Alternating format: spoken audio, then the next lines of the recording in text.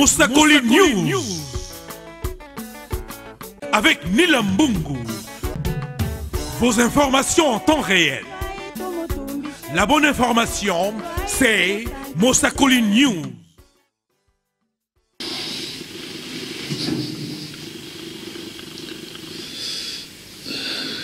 Kolo akumama, kolo zalukumo, asanzolama, lisusu na makasi oyo asili kopesa ngai lelo po na lobela bino likambo oyo. Merci.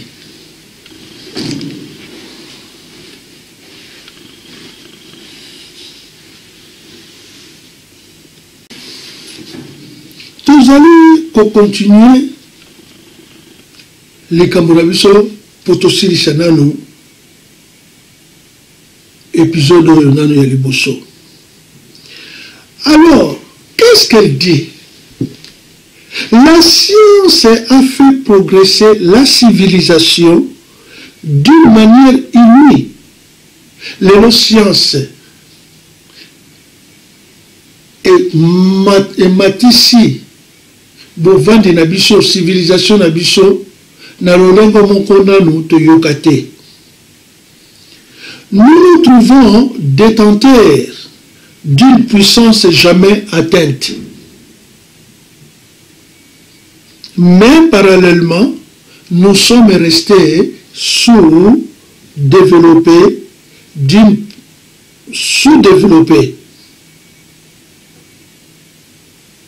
spirituellement. Et le décalage ne fait qu'accentuer, produisant des êtres de plus en plus inadaptés à la vie, de plus en plus fragiles et vulnérables. Malgré nzela oyo toza kolanda ya lokoso ya mbongo, nzela oyo toza kolanda ya science makambo ebele, c'est vrai, civilisation na biso mati, mais tokomi sous-développé na richesse nzamba apesaki biso, tokomi sous-développé spirituellement na manso yo tosili ko créer biso moko sans association ya nzambe. Maman nani amonaki yango, malgré papa ba moyen yepe kuna za kotonga tout ça, mais elle s'est retrouvée qu'il y a quelque chose qui n'allait pas, à comment qui sous-développé spirituellement, et qui n'en nini décalage wana entre réalité et libala, et comment qui kaka ko s'accentuer. Après ce témoignage yabana, malheur à la femme, malheur de l'homme, malheur de l'enfant. Alors, et que ça la nini? Produisons des êtres de plus en plus inadaptés à la vie, de plus en plus fragiles et vulnérables. Alléluia. Nous allons comprendre. Nous croissant dans notre société, na mbeba na ndenge eza komata na libota oyo biso ou la famille. La femme a un rôle capital à jouer, un rôle exaltant, comme un nouvel affrontement. Nouvel affrontement zanini kobuta Yesu nakati ya makambo oyo nyonso.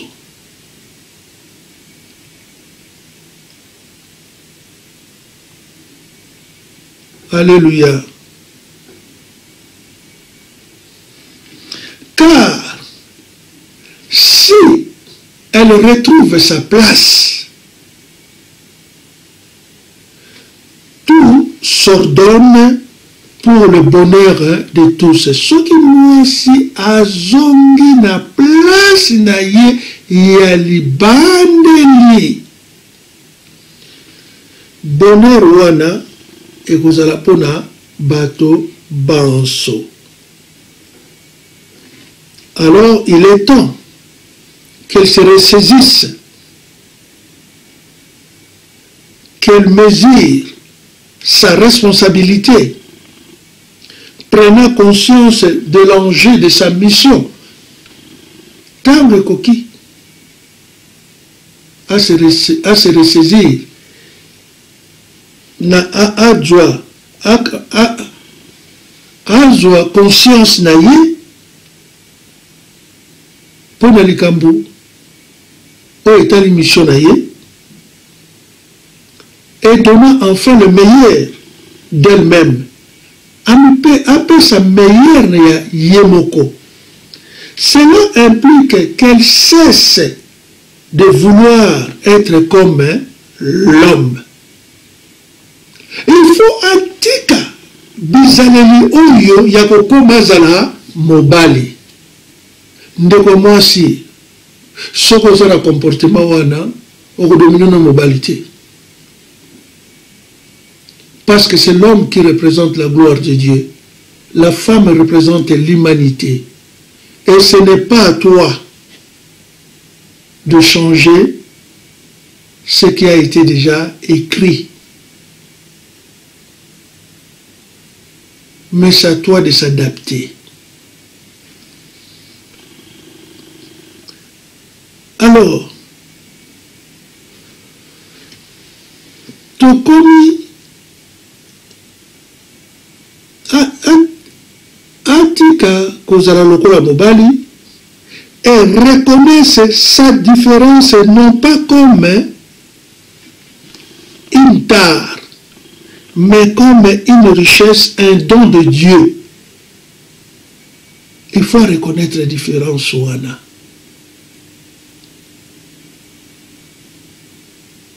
Ezali do Nzambe.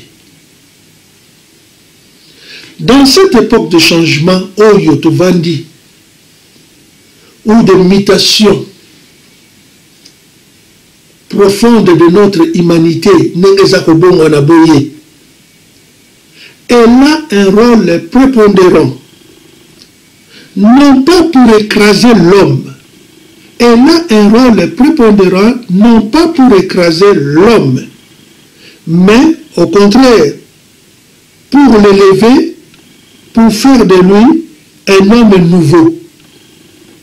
Wana baninga basi mtu wazali kulubango. Naza kusala analyse comparée. Na oyo mama langi, na oyo mundele, me bango nyonso basi. Na répéter, na époque oyo profonde de notre humanité,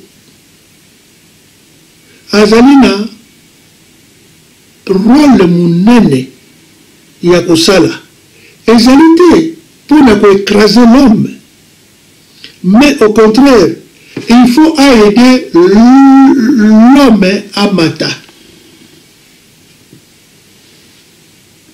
akoma homme nouveau. Tout le monde a un basile kotika biso. Tout le monde a un.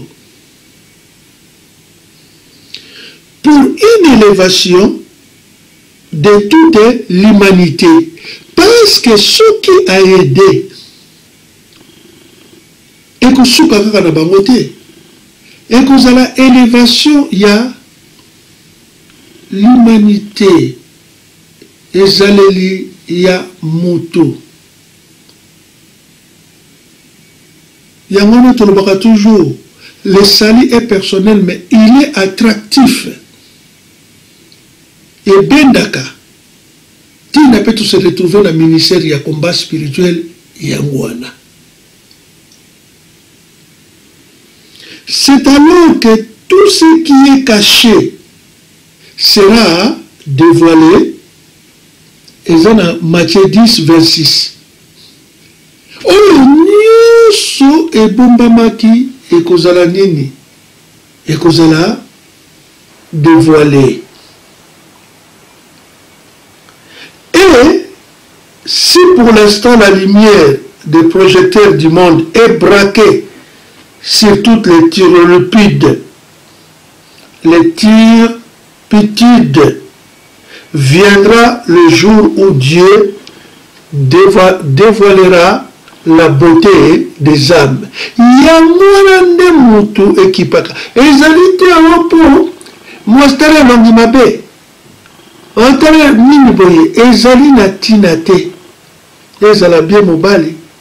Ezali na tina te la beauté des âmes. Pa matin nzambe ne mutakeli. Azala mukuse. Azala mulai. Azala loboko ya kokatana. Mais nzambe atie mwasi. Mais ce qui beauté à moi, dans la beauté des âmes, et fungwani, oh, beaucoup de défaut extérieur,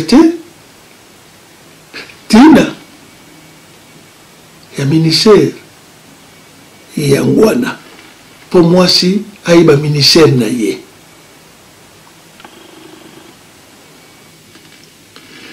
Le mystère de la femme apparaîtra alors dans toute sang et splendeur. Mystère, alléluia, alléluia, alléluia, alléluia. Mystère ya mwasi ekobimane splendeur nango nyonso. Intimement lié au mystère de notre rédemption. Lumière donnée pour éclairer le visage de l'homme. Lumière wana ezali pona ko éclairer le visage de l'homme. C'est la femme qui donne la vie.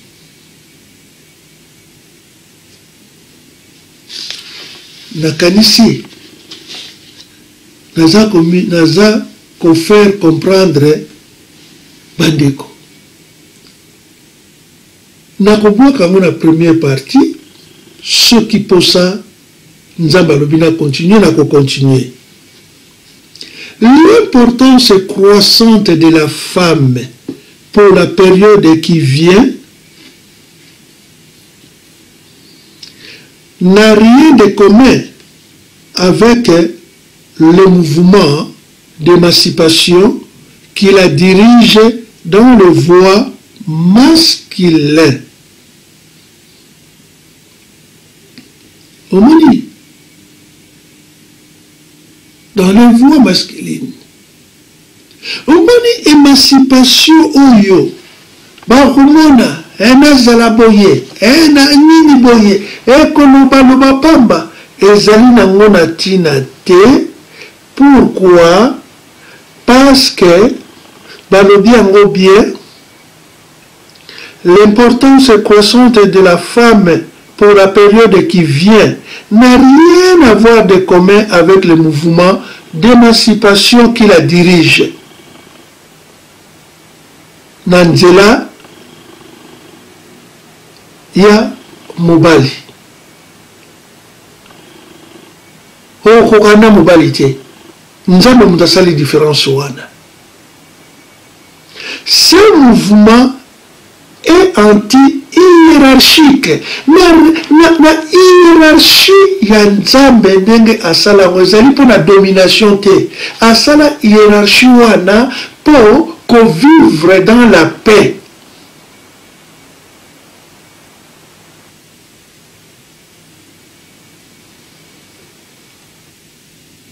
Et niveler. Ce n'est pas la femme émancipée. La femme égalée à l'homme, ce sera l'éternel féminin qui prendra une grande importance. Alléluia.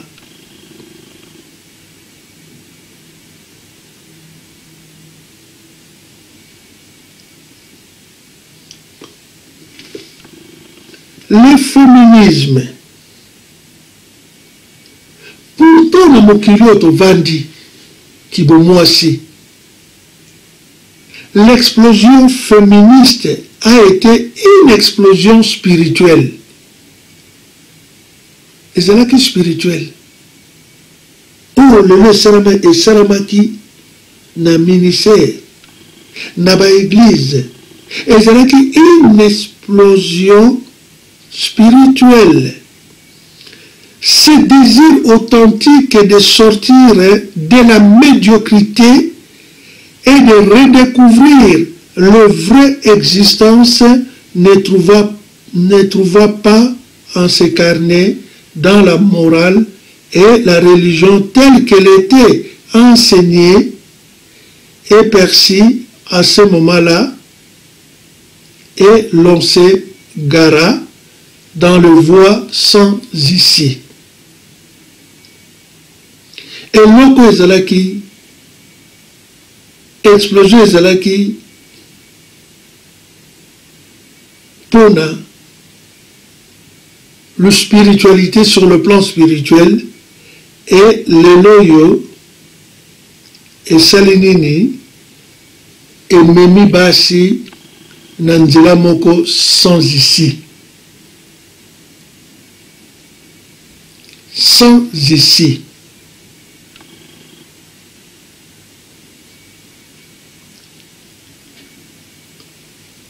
Yamana moni en France, na mai 68, tango ngindaki awa, mwasi moko philosophe intellectuel Simone de Beauvoir affirmaka alobaka likambo ke la différenciation sexuelle est accessoire sexuelle.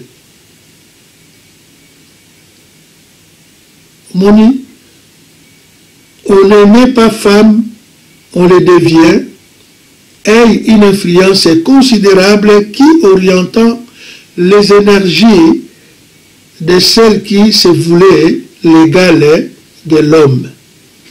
Voilà Simone de Beauvoir. Alors, nous avons moi cité, mais tu as moi si. Et idée philosophique. Et pesa qui na moi si, nyonso akoma, egalia mobali. Et l'on peut vision au yaki. Et ça, sous l'angelate, moi si akomi egalia mobali, pour ngapi nous contribuer. Et n'a pas boyer. Et n'a salaka boyer. Et n'a salaka boyer. Na mati. Moi, si tu as comme Moïse, il y a famille na bango. Aza susu edete ndenge nzambe asalaki. Alors, bako associer na mouvement wana, bako associer la libération sexuelle et libération de la femme.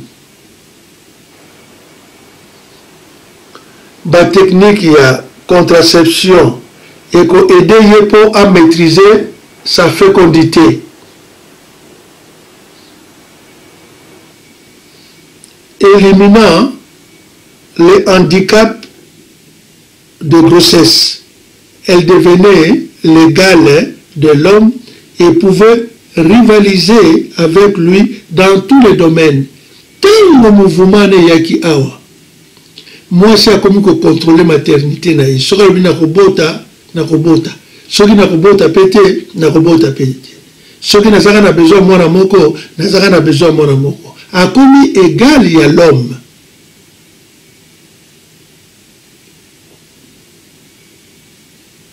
Au moment a commis qu'on rivaliser na mobali na ba domaine nyonso. Donc a commis désorienté, égaré, a eu une vocation na été, a eu une mission na été. Donc a commis mobali. Alors, qu'est-ce qui va se passer? Il s'en suivit une dévaluation de valeurs propres à la femme et au plan biologique qu'au plan spirituel. Vous allez me comprendre. D'évaluation na plan biologique et na plan spirituel. Parce que comme égal, il y a mobali.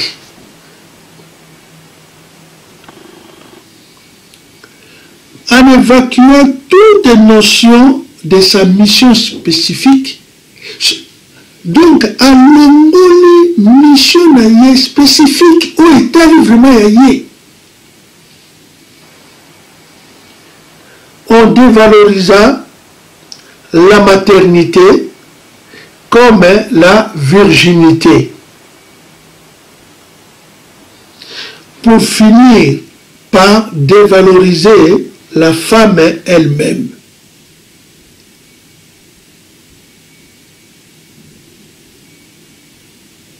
L'homme et la femme ne savent plus qui ils sont et n'osent plus s'affirmer dans leur identité. Moi, mobali na mwasi babungi nzela bayebi lisusu lolenge bazalité et identité na bango pe bazali lisusu koyeba mote. Donc ça affaiblit l'homme tout comme la femme. Les enfants ne savent plus à qui s'identifier. Il y a besoin qu'on a vision oyo et c'est qui est nécessaire. Bana ebele ya mibali bakoli na couple maman et tata bakoli ba place ya mama te bakoli ba place ya papa te moyen va s'identifier exacté. To comment on a combat, tu es pas coûte à morte, tu es pas coûte à morte, mais maman langue c'était la même chose. Mais tant nzamba nobelié, nzamba za au-dessus na tout. Mobali na yali boso yewa na nzambe. Ayeba ki lolenge oyo akoki kosala. Ils ont perdu leur repère. Moi, na mobali na bana, ba pungisi repère na bango. Et nous assistons à l'avènement d'une société androgyne. Donc, androgyne, donc société androgyne, moi, na mobali bazali société. Ba komikaka ndenge moko. Il est alors question de retourner dans cette image un peu désuète de la femme au foyer, totalement dépendante de l'homme, n'ayant d'autre univers que les casseroles. Balingi lisusu kozonga femme au foyer te o ezalaki ya kosukola basani, balingi yango lisusu te. O aza ko dépendre na mobali balingi yango lisusu te. Donc comme émancipation moko satanique qui dit Satan, c'est-à-dire opposant na makambo ya nkolo. Pas plus que de se venger des siècles de servitude en voulant la dominer. Donc balingo mobali ako dominer ngai te. Ngala mobali toza ndenge moko. Soka mwana exemple yango na mama na ye, na yaya na ye, bien na mokili. Aboyi, baboya ki apen Europe ndenge moko na mai 68. Voilà. Alors, tosili komona ngo awa ndenge lolenge nasili kolakisa bino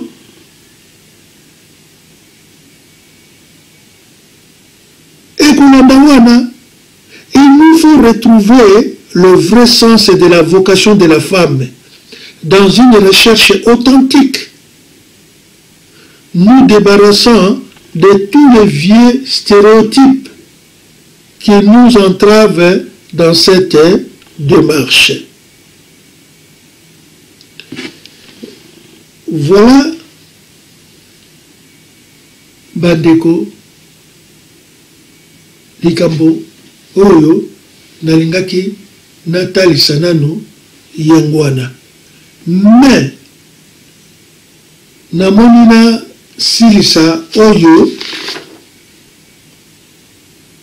na silisa oyo, bongo tokokota sona mususu. Voilà. Tozali ko continuer na kozonga muke po na kitasikoyo na okolanda sima. Il nous faut retrouver le vrai sens de la vocation de la femme dans une recherche authentique, nous débarrassant de tous les vieux stéréotypes qui nous entravent dans cette démarche. Wana mwasi aza kopesa conseil. Et il faut tozonga koluka véritable authenticité de la femme. Oyo kolongola biso makambo oyo nyonso bambishi ya mabe nyonso zo kati na biso. Oyo eza kobebisa biso na démarche wana. Alors, tokiti sikoyo tobengi le merveilleux projet de Dieu. Pour retrouver le merveilleux projet de Dieu, bien-aimé, sur la femme et à travers elle sur l'humanité, pour projet ya kitoko ya nzambe pona mwasi e na sima mwasi pe ya mokili ndenge nakoki kotiango moke na Jérémie 29:11 na salaki yo projet ya bonheur et non ya malheur. Il est essentiel de méditer le récit de la création pour tenter d'entrer dans la pensée de Dieu, car tout est donné dans le commencement. Et c'est nécessaire. Il faut que zonga ndenge nzambe alobaki yango na libandeli po tokota na makanisi na ye.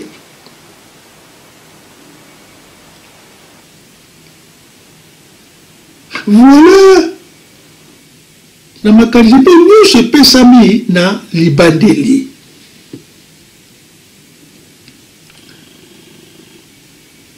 On a pris l'habitude de citer la parole de Dieu en cherchant le verset le plus négatif sur la femme pour accuser l'Église d'être responsable de son asservissement.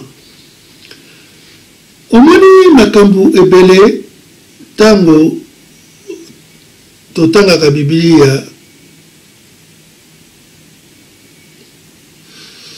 tokoma koluka mingi ba verset oyo esengeli oyo eza ya mabe pona mwasi pona kofunda bien lingomba ke yende mutazali responsable ya asservissement wana, alors que l'Église a été au contraire le lieu où elle a le mieux trouvé sa place, sa dignité, à des époques où tout concourait à l'écraser. Ce que Taliango, mingi, bakoma kotia, église,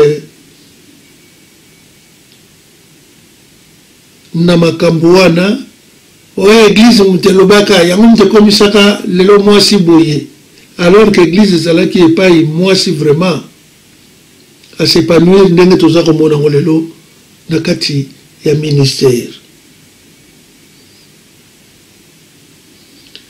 Alors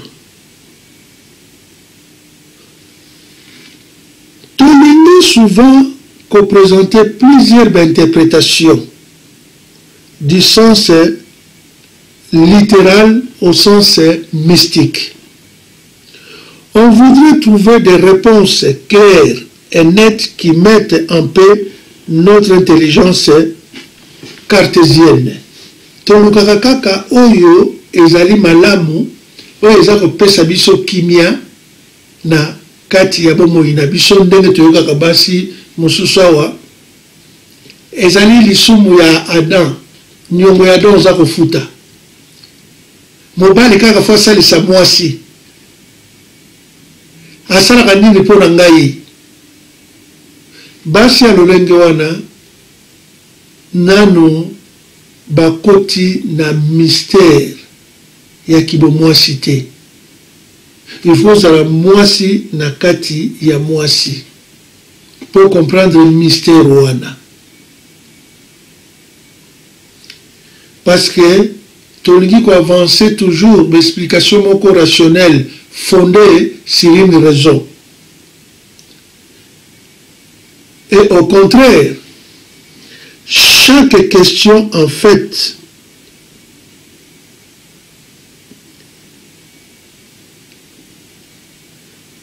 jaillit une infinité d'autres que permettre à notre esprit d'entrer dans le mystère. On m'a une question nyonso ezako permettre biso esprit na biso ekota na kati ya mystère wana. Il est écrit dans le livre du psaume: tu as dit une chose et j'en ai entendu deux. Nzambe alobi moko mais yo fo yoka mibale. Nzambe alobi mais siko kati na yoki ndenge nini o interpréter ndenge nini o zuli ngo ndenge nini. C'est ça le mystère.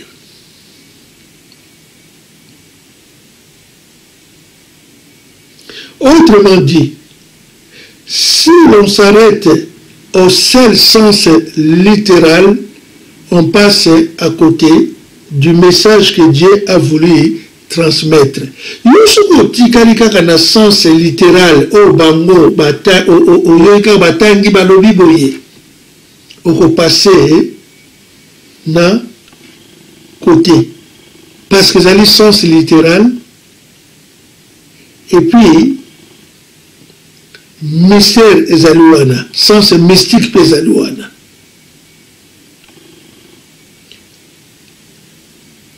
Lui, Genèse 1, 27. Dans le premier récit de la création, nous lisons: l'homme est créé à la fois homme et femme, masculin.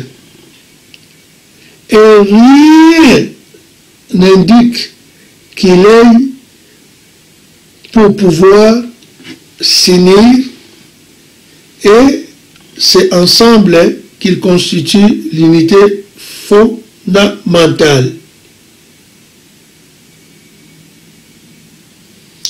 Nako bandelango pour la monnaie l'expliquer bien. L'homme est créé à la fois homme et femme, masculin. Et rien n'indique qu'il ait la moindre supériorité de l'un sur l'autre.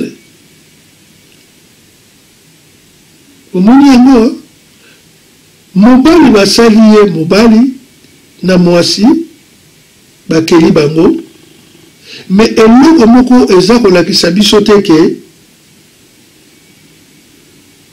supériorité moko ezali wana entre bango mibale. Ce qui totali l'homme, femme, homme eza na 5 lettres, femme peut 5 lettres, égalité. Ce qui totali homme, moi ça utikuna, elingolo banini ba mibale fu ba mikitisa, imishe, humble, elingi koloba ndengwana. Et tant que tu as makapé tozalaka na se wana, on a sira koloba chiffre 6. komi kitisa na biso yango wana tokitaka kaka tobimaka na se. Alors tous allons continuer. Ils sont créés égaux en dignité et différents pour pouvoir s'unir, et c'est ensemble qu'ils constituent l'unité fondamentale. Basali bango lolenge moko na sima bakoya kosangana po basala nini unité fondamentale, donc bomoko de l'être humain yamoto. Si d'un être Dieu en a fait deux, c'est pour que les deux deviennent un pour une plénitude plus grande. Ce qui Nzambe abimisaki moko mutu moko na kati ya moko ezalaki nini po bango mibale bakoma moko pour une grande plénitude, une plénitude pardon de plus grande. Omoni plan ya Nzambe, omoni mystère ya Nzambe oyo asalaki wana toleki wana sikoyo tokoti na phase oyo na kosukisa. Lisons Genèse 2 18 à 25. Le Seigneur dit: alors que le Seigneur Dieu fit tomber sur lui un sommeil mystérieux et l'homme s'endormit, il forma cette fois-ci, voilà l'os de mes os et la chair de ma chair. Pour auti okati ya mobali azali moto Nzambe akeli. On l'appellera femme. À cause de cela, l'homme quittera son père et sa mère s'attachera à sa femme, et tous deux ne feront plus qu'un. Tous les deux, l'homme et la femme, étaient nés et ils n'en éprouvaient aucune honte devant l'autre. Boyebi yango, bazalaki mutakala, moko te amonaki honte sika wana, mais lelo ekomate soko yebisi ye akozala boye, il faut bombaka, il faut nini boye wana. Point de 3 na tshika ba suspension sika wana Nzamba zolokumu. Quand Dieu a créé l'homme, homme et femme, en un seul corps, il vit qu'il n'était pas bon que l'homme soit seul, et lui fallait un vis-à-vis, une aide qui lui corresponde. Il est très beau de voir la relation de Dieu avec l'homme au commencement. C'est une relation de personne en personne. Nazana commentaire ya kosala esika wana te. Nzambe tanga salaki oyo na commencement ezalaki relation ya moto na moto, ezalaki moto te na nyama.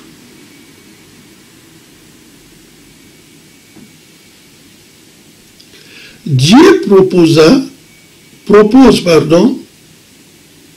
et l'homme en toute liberté de dire non, cela ne convient pas.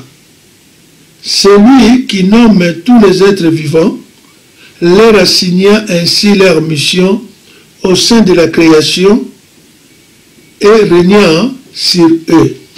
Au même temps, nous avons proposé qui motoba koye koboya na ete koye koboya, mais tellement création est parfaite. Il y a mitali menda ibo kakate et banda kutu ndengani na boya. L'homme andimaki et boyebi yango mobali mutu apesaki banyama kombo ezali cité, c'est l'homme qui représente la gloire de Dieu.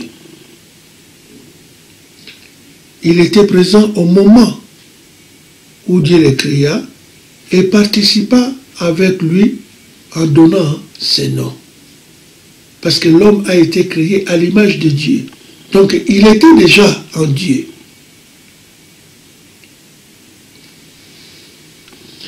Mais quand Dieu voulut créer la femme, il fit tomber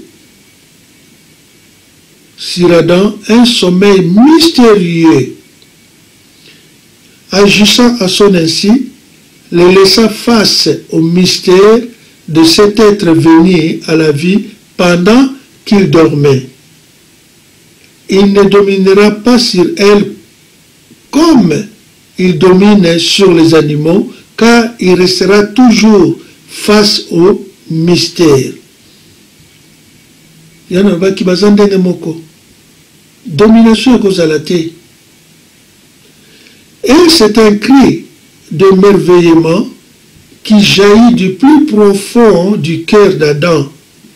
Il la reconnaît, il se reconnaît en elle-même, et cette rencontre est une plénitude. En suscitant son émerveillement, elle joue le rôle de révélateur devant celle qui lui est à la fois semblable et différente. Il réalise sa propre identité. Mais le mot est moi pour ma identité, l'homme a réalisé qu'il peut sa propre identité. Mais pourtant, na tango wana nzambe zalaki ndengwa mais na tango ya lelo yo ezali ndengwa na te. Il est écrit que Ève a été tirée de la côte d'Adam. Or, la côte, c'est aussi son côté, sa moitié, ce qui signifie qu'ils sont pour toujours partie prenante l'un de l'autre, qu'ils sont appelés à exister l'un à côté de l'autre, mais aussi l'un pour l'autre. La traduction littérale est « il n'est de contre lui ». Ça, c'est la traduction littérale. Ce qui peut vouloir dire deux choses, comme mi-balé. Il n'aide tout contre lui dans une communion qui rendra leur union féconde. Au moins, la traduction littérale. Edoyo nzamba pesa ezali lokola ye na communion na bango ya bosangani bakokoma féconde ou alors opposé moni nzela mibale ou opposé à lui mwasi akokoma aide na communion wana oyo bakosangana bakokoma féconde ou à kozala opposé ya mobali, et dans ces cas elle peut aller jusqu'à les détruire. Elle peut aller jusqu'à les détruire. Makamunaza Rotali Sabino Lelo Yangwana. Il est dit dans un autre midrash.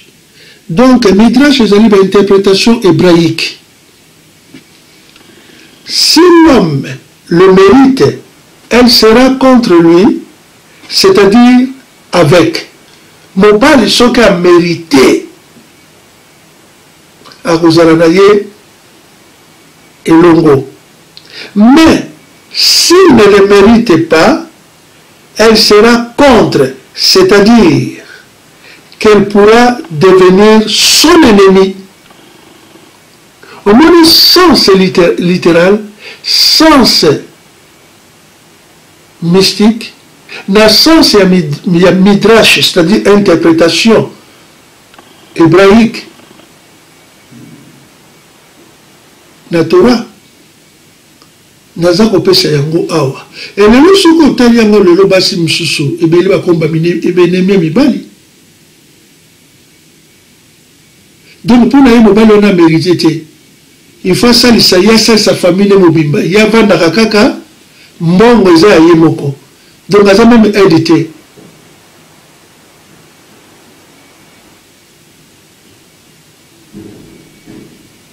Ya moni biloko yo na sibino naza ko sala étude comparée. Ish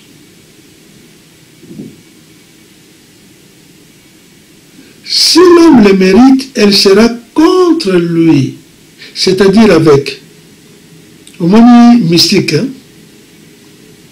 Mais s'il ne le mérite pas, elle sera contre, c'est-à-dire qu'elle pourra devenir son ennemi. Ainsi, dès le commencement, la femme reçoit sa mission pour l'homme en vue de collaborer à l'œuvre de Dieu et son identité par rapport à l'homme. Tana makambo ya nzambe ezali polele awa. Dès le commencement, adwaki mission na ye. Yango mona pe na mabala mususu, mobali apesi déjà mission na ye po ayebi ke mwasi ayebi yango dès le commencement ezalaki ndenge wana. Mais soki akoti na mystère wana te, a commis ennemi.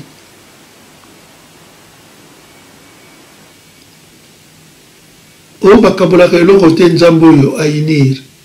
Attention. Attention.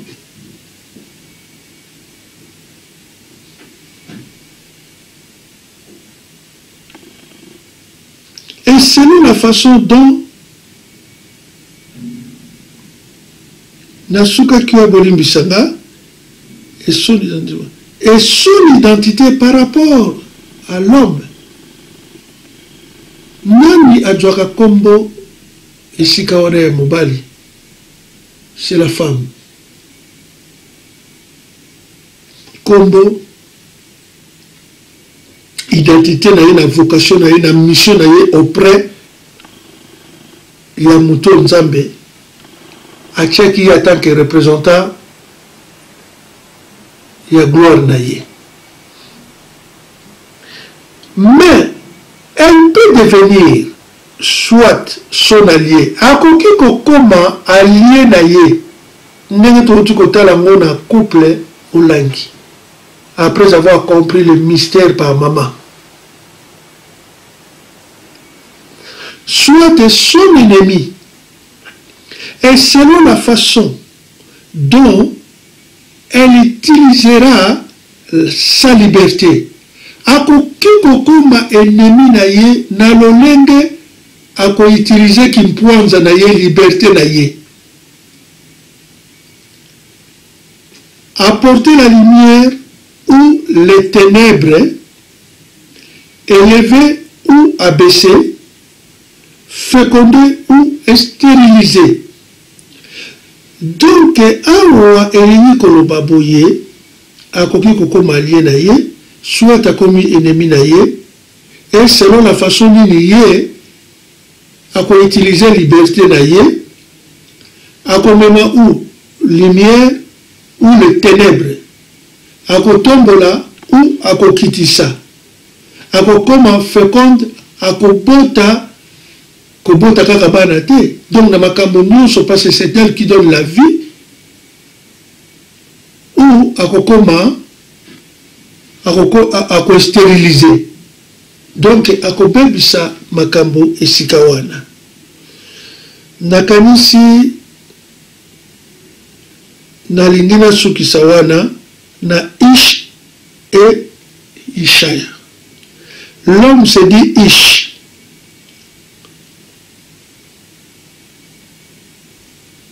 Oyo na kihébreu babengi Yod Shin, Aleph Aleph Yod Shin. Et la femme Isha, Aleph Shin He. Quand l'homme et la femme s'unissent dans l'amour, ils rendent présent Yod He, c'est-à-dire de 2 lettres qui constituent le nom de Dieu, Yah, où sont amour et charité, où sont amour et charité, où sont amour et charité, la lettre Yah. Dieu est présent. Dans le mot homme se trouve la lettre Yod, qui symbolise la main de Dieu posée sur lui. On a na combo ya homme. Tous a retrouvé la lettre Yod, Y-O-D, qui symbolise la main de Dieu sur lui, c'est-à-dire dans le Kola Mobali. Elle appelle à se souvenir que dans cette main de la terre Adama, dont il a été tiré, il a été façonné. L'homme ne fera rien de bon s'il ne reste sous cette protection. Il doit se maintenir dans l'humilité. Ndenga na lubaki na bino yango na sili kusili sawa. Soki mobali azali na kati wana te ya protection ya Nzambe, na kati ya juridiction ya Nzambe, ekolongo moka malonga ekosalama te. Il doit se maintenir dans l'humilité. Na kanisi pona lelo na suki wana toko continuer yango pour na préparer yango étape par étape tina suka. Nzambe azwa lukombo. Merci na bino mingi. À la prochaine.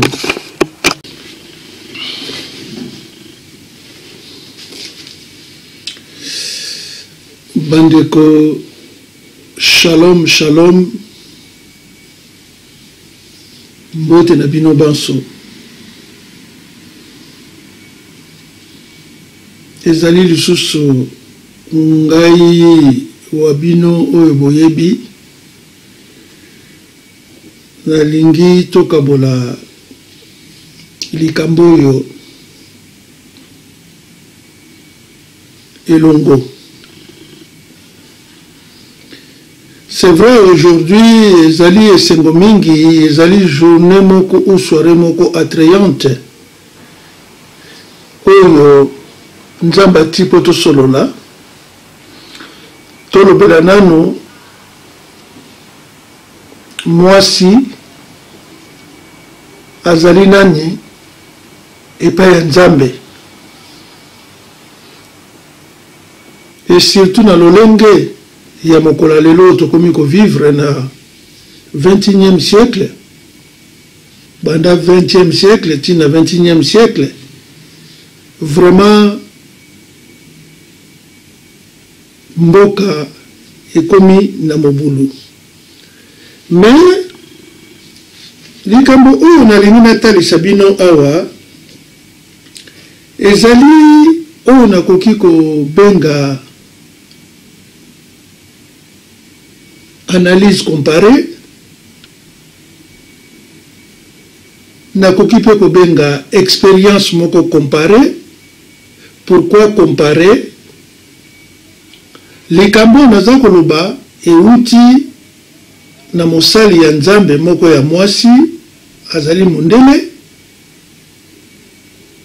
Naza ko comparer ye na mosali mosusu ya Nzambe oyo boyebaki asilai kotika biso par rapport ya vision oyo nkolo apesaki ye endenge ase bazaki na réalité na ye moko sans accuser moto mosusu. Alors que liboso ezalaki toujours l'accusation ndenge ezalaka toujours kala ezali coutume moke coutume na koloba keto mesana ya kosalela yango oyo utaki na kati ya Biblia entre Adam et Ève. Il y a qui ça Moussapi, on a été yé, donc et continue qui.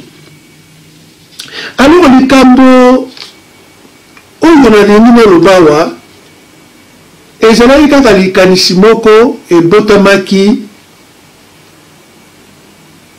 d'un constat qui est devenu une évidence puis une question. Les femmes souffrent. Pourquoi? Voilà Nene Likambango et Bandaki. Alors, nous sommes qui dirigés par l'esprit à Koutana, Nabaninga Naye, Ibele, non pas dans un contact superficiel, donc au Koutana Kaka Yandengwana, où l'on donne à l'autre l'image qu'on veut bien lui donner. Et je me dis que pour Koutana Bango Kandengwana, après sa bango image moko yo tolinga kabiso bato kopesa baninga mosusu. Mais à travers ya masolo wana béchange oyo elekaki wana ezalaki tellement profond, en vérité, dans lequel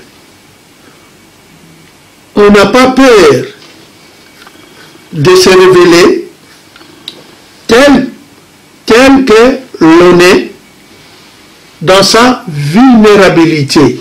Donc, grâce à l'échange wana, ce qui natali yango na Biblia moke na koki kozwango l'exemple de Jésus-Christ na femme samaritaine, on a kanisa ki ke Yesu pa yeko juger pour la réputation azalaki nango, mais akoya komona ngo kete oyo azandeli mususu oyo yeko draguer ngaite, mais ndenge yebi makambo na ngai.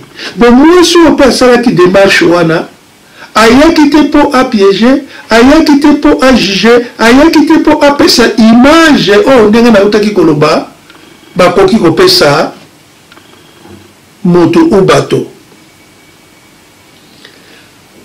Alors sikoyo na kati ya masolo wana ako découvrir basi na pasi na bango et ndenge pe bazalaki vulnérable. Alobi, au-delà de l'apparence, elle les a trouvés souvent perdus. Donc, na apparence ba pesaka, mais à découvrir bango na profondeur que bazalaki perdu. Et on a kanisi moto na moto, aza na Saint-Esprit, parce que Pentecôte yaki na biso banso, monoko nyonso yo tokoloba, grâce à Saint-Esprit toko se comprendre. Au lieu de la ferme d'opposition, et que comme partage moko mutuel riche. Alors, comme désemparé le coup abatba bundi nzela, ameki courageusement de faire face dans des situations qui le dépassaient et ne sachant plus comment réagir. Basiwana, ne sachant plus réagir, bayeba kisusu ndenge bakoki kosala te, et ne lolenge nini bakoki ko se situer te, comment être ndenge nini bakoki kosala. En un moment, elle a été saisie par leur souffrance. Moi, si wana, azalaki saisie na souffrance na bango. parcelle qu'elle a engendré na ba souffrance wana oyo bazalaki kobota autour d'elle. Nakanisi lelo yo soki botali yango malamu, ce n'est pas pour rien le ministère ya combat spirituel yaki, contrairement ya bato mususu oyo bayebi eloko kosala te na position na uti koroba tout à l'heure awa, bazali désemparé, bazali perdu. Soki likambo même ezali ya malamu tout de suite bamoni yango lokola likambo munene opposant ou nini, non. Okomi kozala opposant pour la critique moko constructive et non négative. Alors, nous avons le likambo pourquoi les femmes souffrent. Alors, saisies par le fait qu'elles avaient perdu leur identité, qu'elles ne savaient plus se situer par rapport à l'homme, ni quelle pouvait être leur mission.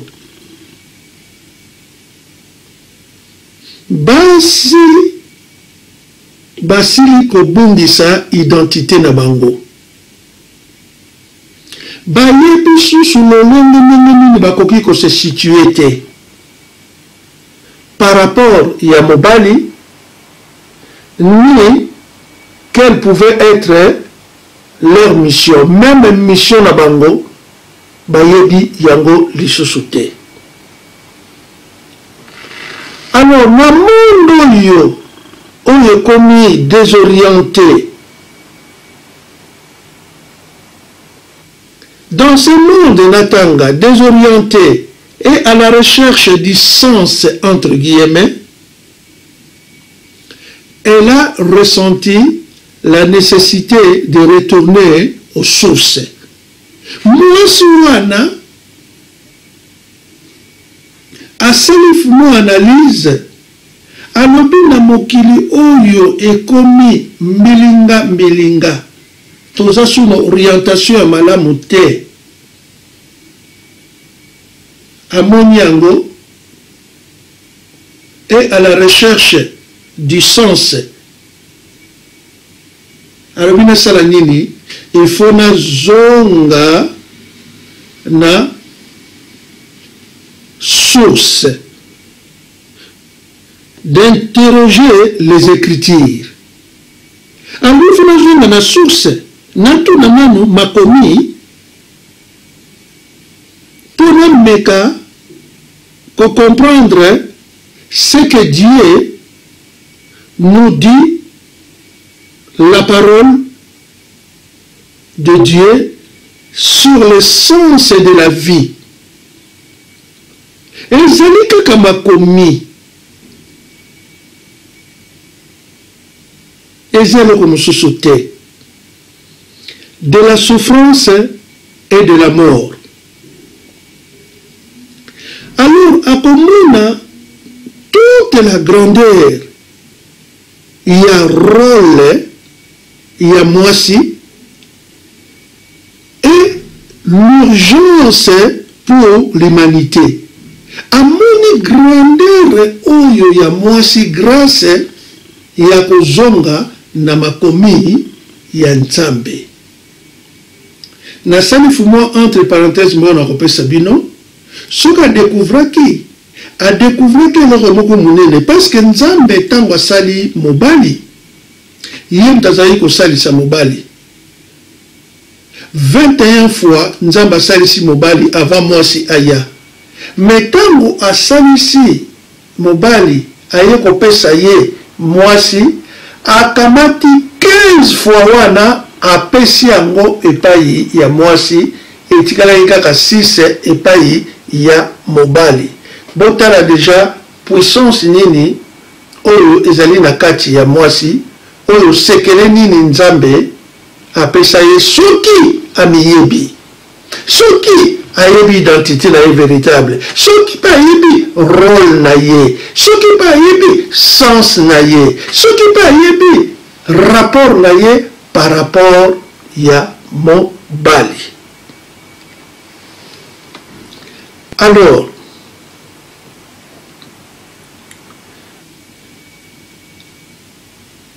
qu'elle retrouvera son identité et sa place dans le plan de Dieu. Et pas y a comme une identité véritable, il y a moi aussi, na plan il y a Nzambe. Afin que l'homme retrouve la sienne. Yango ete ekosala eloko ke mobali pe a retrouvé oyo ya ye. Pamba te depuis péché original esika wana makambo elekaki ebele. Tango mobali nzambe alobi okodomine mwasi bakodomine na mobali akosijetir yo, biso pe mibali tozwaki yango na sens mabe. Bref, nalingi koexploite yango mingi te po lelo etali nde likambo ya basi, me bo comprendre likambo oyo nalingi naloba parce que bozali ba chrétien. Et ensemble ils puissent collaborer de l'avenir de son règne et de sa respectabilité. Yango moni na ministère ya combat omoni na ba église, donc place nyonso oyo bato basanganaka mpona kosambela Nzambe. Makambo oyo tolukaka esika wana, mais mwasi oyo asali enquête en tant que mwasi a découvrir baninga na ye basi ndenge pe mama olongo na ministère evandeli na kati ya libala a découvrir ki yango et asepelaki pe kotalisa moto na moto esika wana ayeba maladi na ye, non maladi ya mama olangi mais maladi ya ye moko d'abord. Ayeba ko collaborer na boyeyi ya kimia ya règne ya domination ya Christ na sa respectabilité. La femme au sein de la communauté chrétienne du combat spirituel à la recherche de son identité. Voilà ndenge na utuko pesa bino. Bien aimé to komi na tango moko o babengi une période clé. Tokumi na période moko na koki kolobango ya arche ya Noé. Ou okoti ou okotité. Alors, alobi yemoko na baninga ne basi yemoko pe na kati. Nous sommes certainement à une période clé. Ces dernières années ont vu se produire une véritable mutation de notre société dans laquelle la condition de la femme a considérablement changé et évolué. Effectivement, ce qui est totalement bien. Moi, si à l'éloyo, situation a changé. Moi, si à l'éloyo a commis évolué. Tout ça, comme on a même un combat, baye o bakendaka kela cité ba komi ko loba français, baye o yo bazala ki na valeur te na près ya mobali, ba komi na valeur, ba komi na rôle na bango ya mwasi. Cette soi-disant évolution lui a ouvert des portes jusque-là inaccessibles et dans plusieurs domaines, elle a pu enfin donner sa pleine mesure. Au moment où cette soi-disant évolution, et ça, efungoleli baporte oyo ezalaki ya kokangama na badomene ebele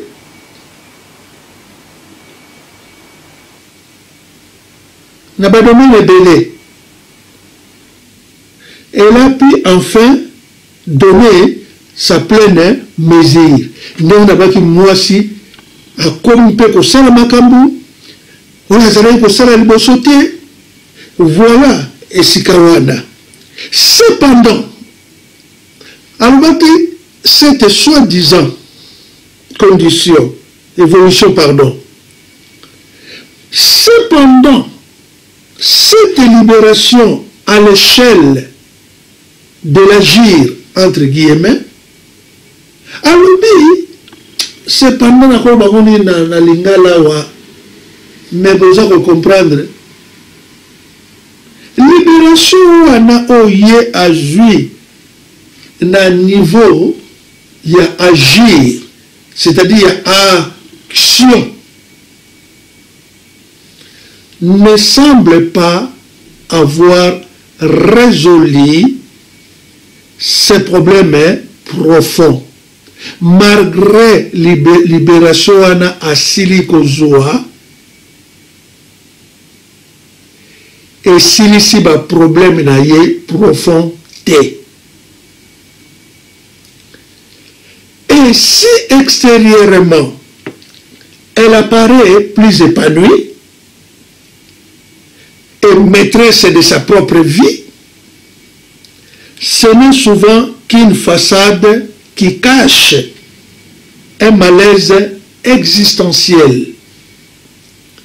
Tozali komona ngo na basi lelo ya mokili, poudre, maquillage, alati kitoko, apparence wana ba déranger pour moke kuna maman za kitoko amoni ke oui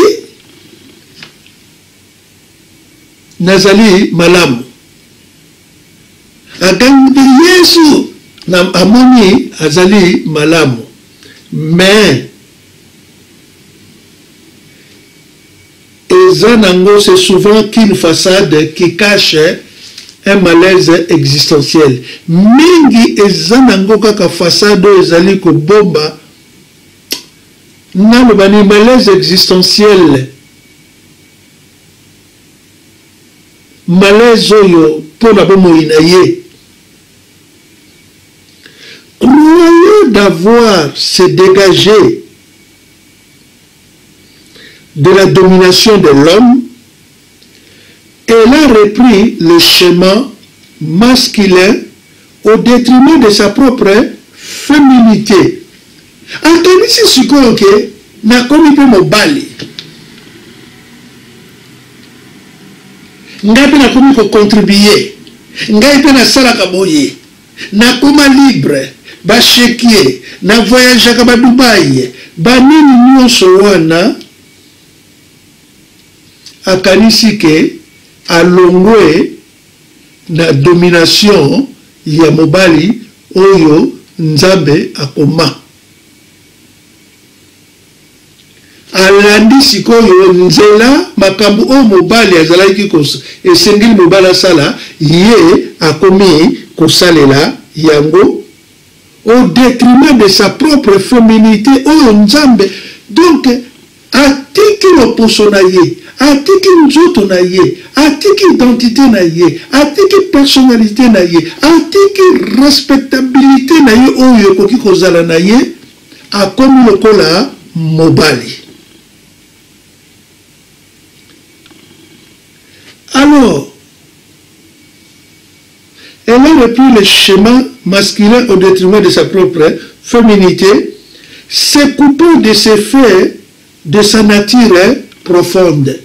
Donc, couper le salami véritablement la nature na ye oyo lolenge nzambe akela ye.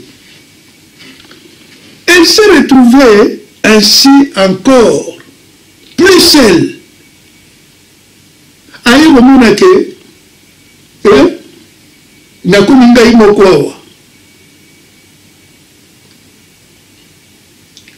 nalukaki yango poso na nzela ya mobali ozwi place mobali aza koexiste sur te eye moko aye komona ke nakomi seul et vulnérable akomi seul protection eza lisusu te akomi vulnérable donc moto nyonso akoki kosaka na ye moto nyonso akoki kofinga ye moto nyonso akoki koloba ne n'importe quoi parce que nini ye moko dans des situations inextricables qui la plongent le plus souvent dans une grande détresse. Et comme kokotisa bango na ba situation moko donc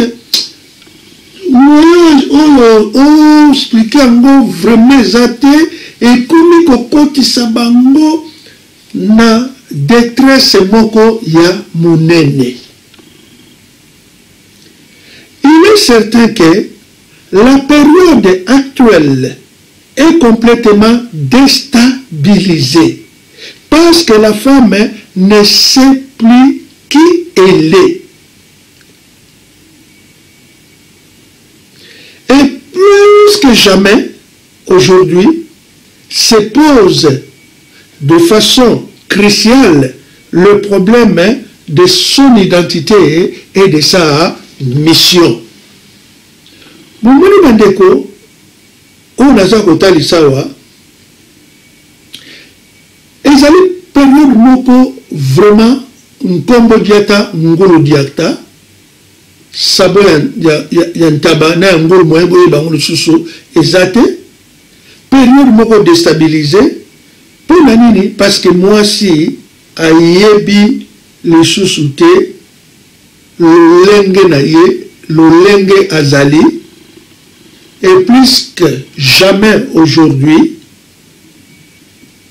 se pose de façon cruciale problème ya identité na ye et na mission na ye oyo ayela awa na mokili ndenge nzambe alobaki na livre Jérémie 1:8 je te connaissais avant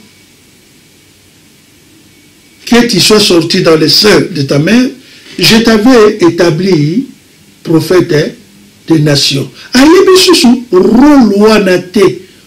On a silaki ko expliquer na bilili mususu. Moto na motaza na rôle moi c'est ayebi susu rôle na été. To suki wana to ko continuer bandeko.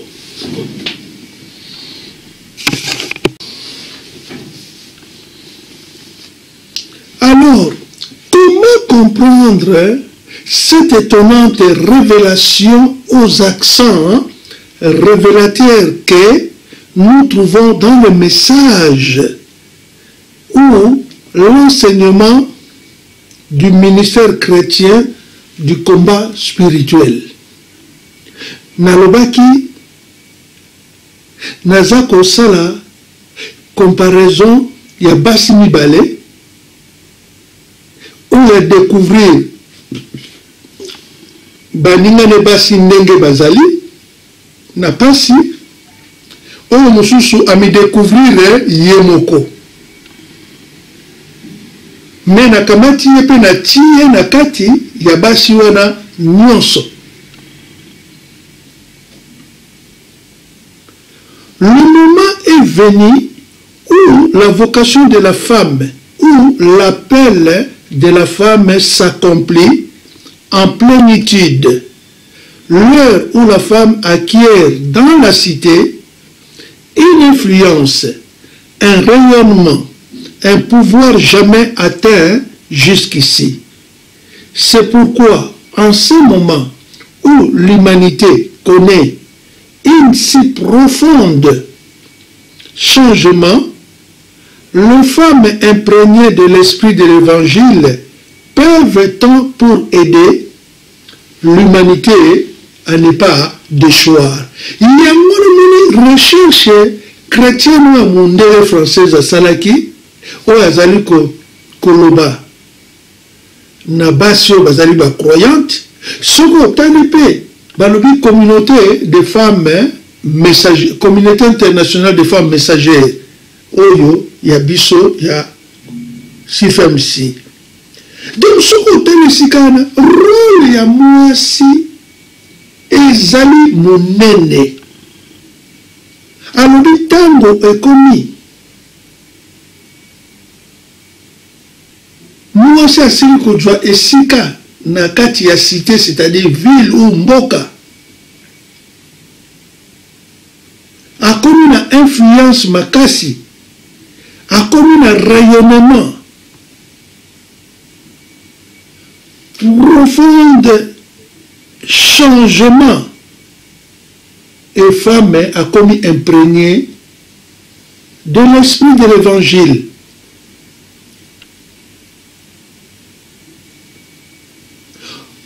Au moment où ces lignes étaient écrites, la femme entrait dans une crise d'identité inquiétante. Malgré avantage bauti kozwa, malgré avantage auti pe kolakisa, on naza komeka ko yebisa bino, on naza komeka na makasi moke nzamba apesi ngai ya kointerpreta yango, ya koanaliza yango, po biso nyonso tokabola yango. Ezali richesse mutuelle, ezali kambuya on a yebite, on a leki, non. Ezali likambo, ezali koleka nakati ya mokili. En ce moment où ces écrits étaient écrits, la femme entrait dans une crise d'identité inquiétante. On ne peut pas dire qu'elle soit sortie. Habilité. À côté sous une crise moko importante, il y a une véritable identité naïe. Et habilité. Insatisfaite de ce que l'on autorisait à vivre et pressentant la grandeur de sa mission, elle s'est cherchée dans toutes les directions. Elle a tenté de se libérer à tout prix et par tous les moyens, confondant la vérité et la sincérité. Ah, bien-aimé, mawa, ezalingaite, mwasi mutu alobi yango, na mwasi mususu asira kotika biso pe alobaki yango. Insatisfaite de ce que l'on autorisait à vivre, oyo bazalaki kopesa ye po à vivre, azalaki insatisfaite, ezalaki moke, ezalaki la Ève.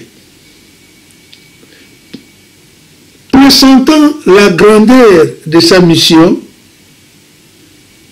atali mission na ye, grandeur ya mission na ye, eza monene. Akosala nini? Akoluka na ba direction nyonso. Elle a tenté de se libérer à tout prix et par le moyen confondant la vérité et la sincérité. Parce qu'elle était sincère, pour Azanaki sincère, elle a cru qu'elle était dans le vrai. Akanisa qui pour Azanaki sincère, parce qu'Azanaki sincère, le coup Azanaki sincère, Akanisi Azanaki dans le vrai. Et elle s'est souvent égarée en voulant s'épanouir coûte que coûte, seule.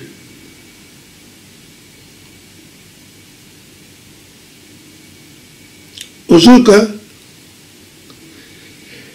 une des ruses du malin, ruse moko, il y a malin, est de diviser pour mieux régner, de séparer ce que Dieu a uni pour pouvoir manipuler les uns et les autres à sa guise et stériliser le plan de Dieu. On dit mayele ya satana ruse na ye malin wana akosala nini akodiviser bozokanisaka ke bazala nzela nzambe nauti koloba ngo awa baza koconfondre vérité na sincérité akomanipule na lolenge na ye et puis akostériliser le plan de Dieu. Donc le plan nzambe est commis stérile moyen bota lisusu ezate. Notre société est malade. Société nabiso ezali malade de séparation, de division de toutes sortes, mais surtout de la division qui s'introduit entre l'homme et la femme. Société nabiso ezali malade. Communauté nabiso ezali malade. Congolais ezali malade. Ezala na politique, ezala na religion, ezala wapi. Bref, société nyonso mokili ezali malade. Mais surtout, division esili kokota entre l'homme et la femme.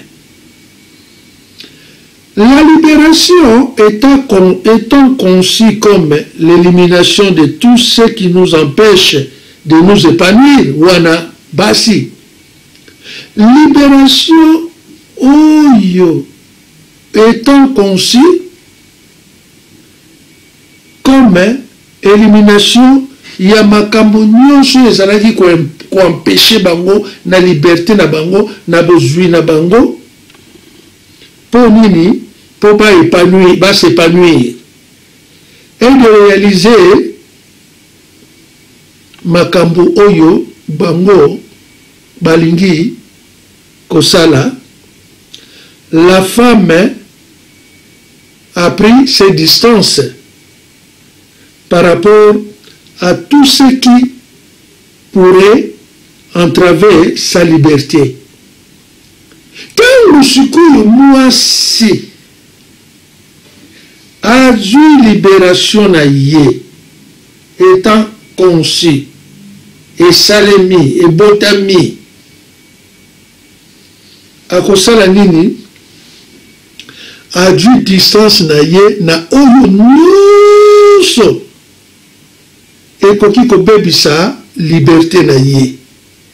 Mais lorsque l'épreuve arrive, elle se retrouve seule et désemparée. Ye mutu azwaki liberté, ye mutu amonaki ya mikoki, ye mutu amonaki aza su na ntina mobali te. Mobali akomi kaka lokola photocopie po balobaka kaka aza na mobali po mokili emona. Mais tant l'épreuve eyaka akoya ko se retrouver seul malgré liberté wana oya lukaki.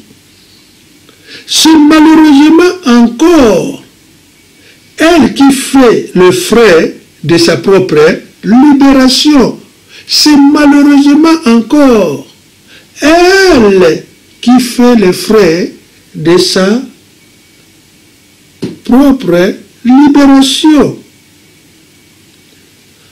On récolte le fruit et se trouve dans des situations de détresse profonde qu'elle doit assumer toute seule, puisqu'elle s'est affranchie de toute domination, mais aussi de toute protection. Ye moko siko tant de preuve wana yaka ako se retrouver seul. Et ye moko siko une fois assumé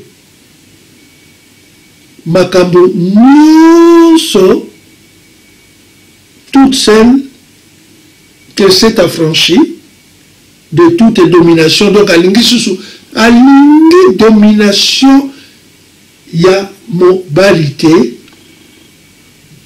a commis libre na ba protection nyonso ye moko fa lukango. Malheur à la femme balobi, malheur de l'homme, malheur de l'enfant, réaction en chaîne d'un équilibre rompu qui fait peser une menace sur le monde ou la famille, entre parenthèses.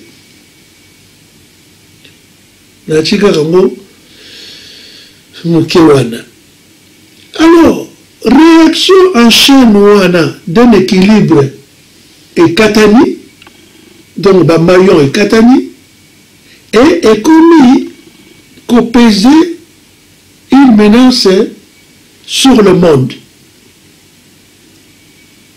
Tala Oyo et Silikokoya. Nous sommes devenus les apprentis sorciers.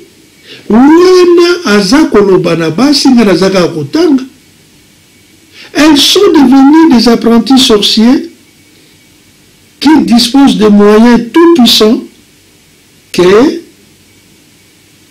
n'arrivent plus à maîtriser car nous ne connaissons pas les secrets. Sikoyo toko tape sikawana popi bisoto zabato. Nous sommes devenus des apprentis sorciers qui disposons des moyens tout puissants que n'arrivons plus à maîtriser car nous ne connaissons pas les secrets. La science a fait progresser la civilisation d'une manière inouïe. Science a même mis civilisation dans le lenge mokonanu toyokate.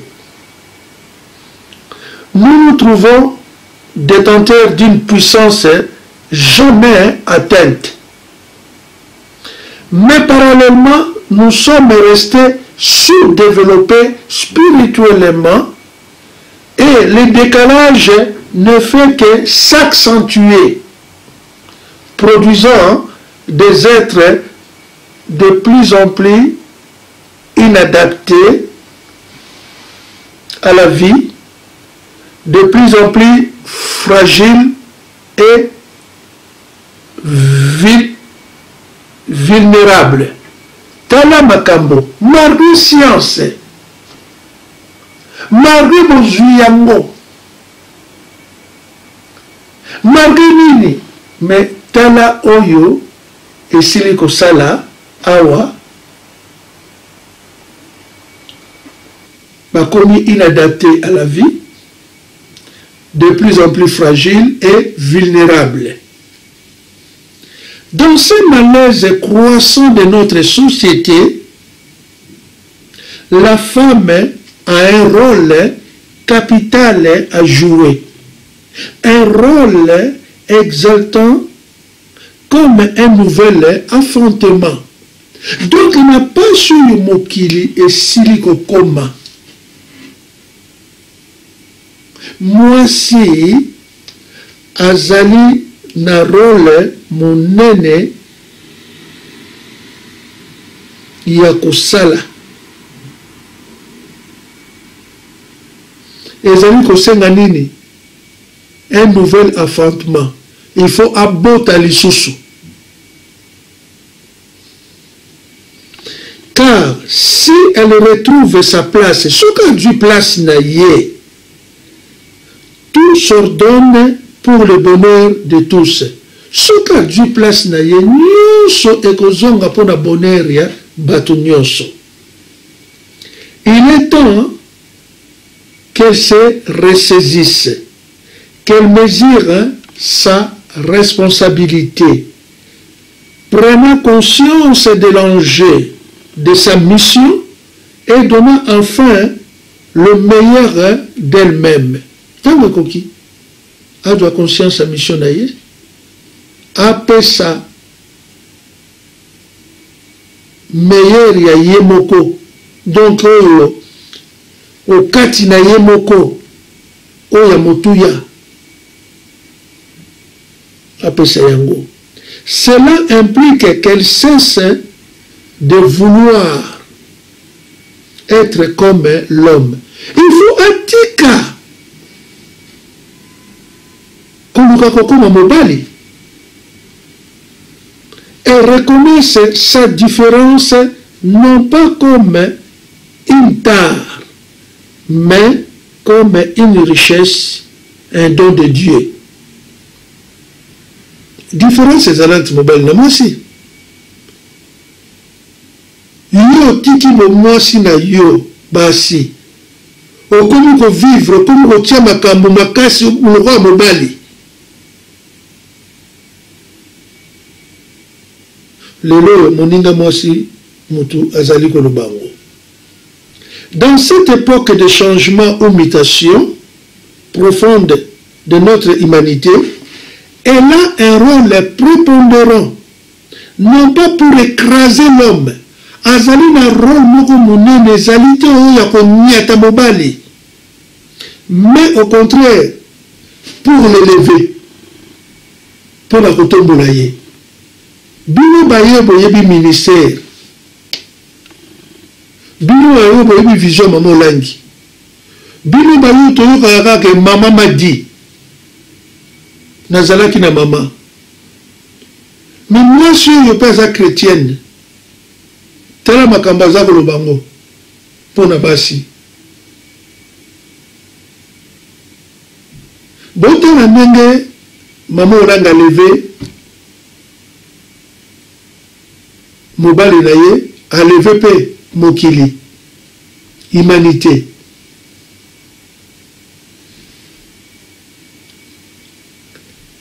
Pour faire de lui un homme nouveau, pour une élévation de toute l'humanité. C'est alors que tout ce qui est caché sera dévoilé.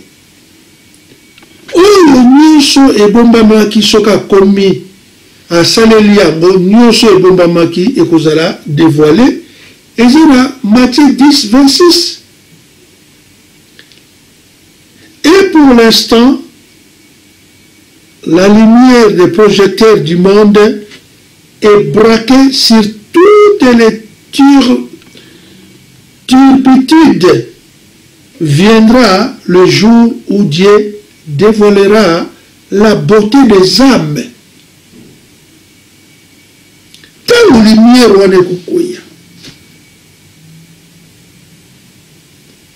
mokolo na ekoya, oh nzambe akolakisa la beauté des âmes, ou tout bien la beauté intérieure. Le mystère de la femme apparaîtra alors dans toute sa splendeur, intimement lié au mystère de notre rédemption. Oui, ça m'a qui n'a Marie. Lumière donnée pour éclairer le visage de l'homme. Voilà. Oyo na zali ko talisa awa. Sikoyo tokokende na oyo ya mibale. Nakati pour tout ça à 20 minutes.